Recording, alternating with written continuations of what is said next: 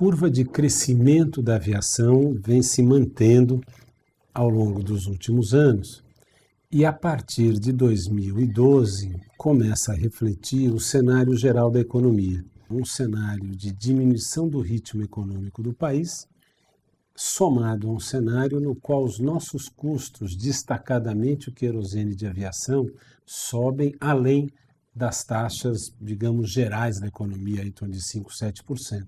O querosene subiu 55% em 30 meses.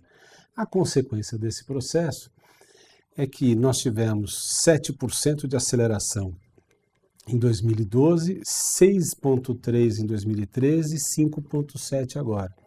É importante mostrar que a curva de crescimento continua, mas ela começa a apontar para uma direção de estabilidade. Eu acredito que o ano de 2015 será um ano no qual o crescimento vai ser igual ao de 2014, qual seja a nossa tendência de crescer outros 5%.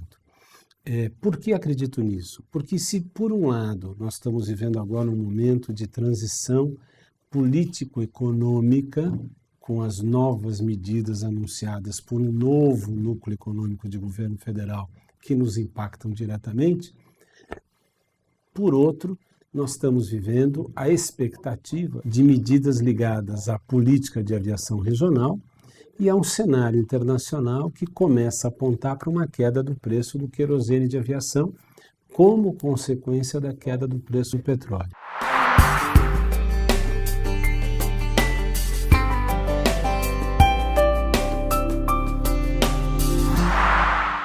Primeiro, significa a consagração do transporte aéreo como um modal acessível à maioria da população. Fica definitivamente superado um conceito muito em voga no final dos anos 90, de que a aviação era um tema de uma pequena elite. Isto era verdade nos anos 90, nos anos 80. A década passada, de 2000 a 2010, é a década de transição, na qual o transporte de elite passa a ser um transporte de massa, e esse ano isso se consagra. Principalmente porque há uma mudança importante esse ano, que é a qualidade da infraestrutura à disposição desses passageiros. Quando nós viemos de 30 para 100 milhões, em muitos casos viemos sem 1 metro a mais de pista, pátio ou terminal para atender os passageiros e as aeronaves.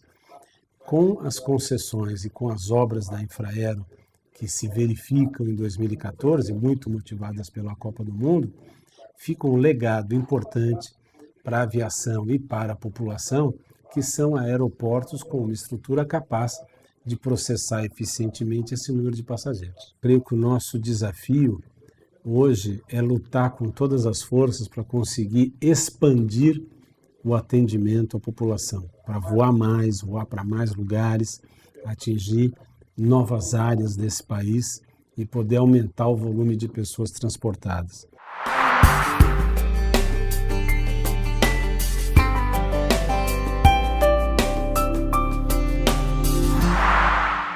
Nós já estivemos com 3 ministros de Estado, o ministro da Aviação Civil, o ministro da Defesa, que são diretamente relacionados ao nosso cotidiano.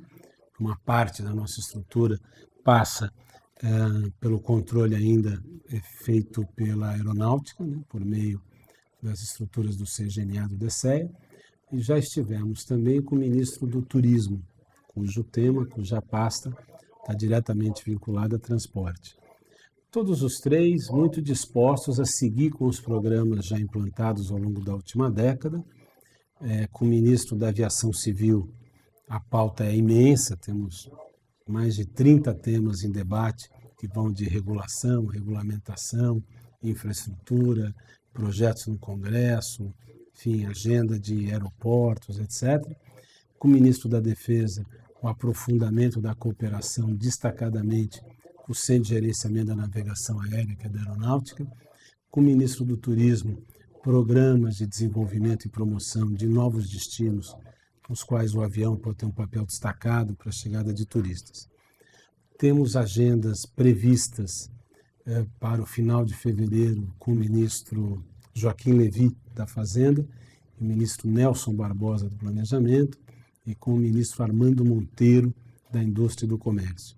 Com os três, pretendemos discutir cenário econômico e logística, qual seja, quais são os temas de política econômica que nos afetam. Precisamos entender com o ministro Levy como que as medidas que ele está concebendo e implementando afetam o tráfego corporativo de negócios e de lazer. Com o ministro Barbosa entender como que ele pretende dar sequência ao programa de concessões, aeroportuárias. E com o ministro Armando Monteiro, destacadamente, queremos discutir as condições necessárias para ampliar a participação do tráfego de carga aérea no transporte, na conexão logística do país.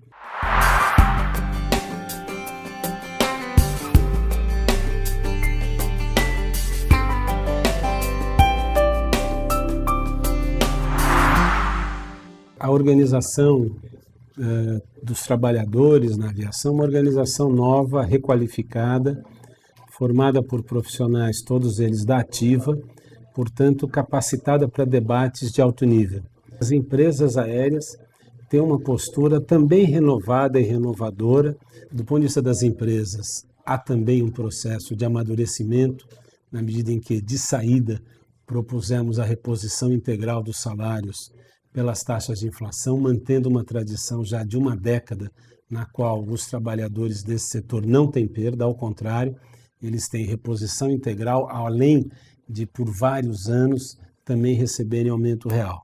Criamos uma novidade, duas novidades, que são a possibilidade de criarmos acordos coletivos de trabalho por empresa, qual seja, respeitando condições individuais de cada uma em temas muito específicos, jornada, regulamentações, enfim, folgas, etc. E criamos também uma comissão paritária para rever temas ligados às condições específicas e objetivas de trabalho, jornadas, madrugadas, folgas, reservas, sobreaviso, etc. Portanto, eu particularmente encerro esse processo de negociação salarial de 42 dias muito satisfeito com o resultado. E creio que nós tivemos um novo elemento que é pedagógico para todos. Tivemos uma hora de movimento sindical nos vários aeroportos, não chegou a ser uma paralisação dos serviços, mas afetou aí de forma bastante importante as atividades do setor, superando 20% de atividades afetadas, e nós entendemos que há lições para tirar disso, né? Lições quanto ao momento em que estamos, quanto à evolução dessas relações e a necessidade de todos nós enfrentarmos esse processo de debate sobre as questões trabalhistas de maneira muito madura, profissional e tranquila.